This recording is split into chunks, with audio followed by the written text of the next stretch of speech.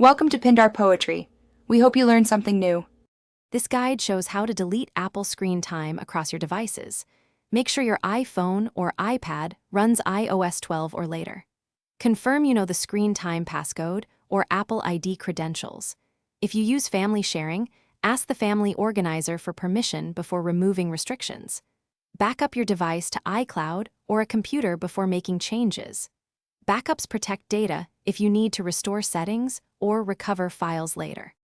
Open settings on the device where you want to delete screen time. Tap screen time at the top of the list to open controls. Scroll and tap turn off screen time to start the process. When prompted, enter the screen time passcode for that device. If the passcode is unknown, select Forgot Passcode and follow recovery steps with your Apple ID. After authentication, the device deletes local screen time data and turns off activity limits and app limits immediately.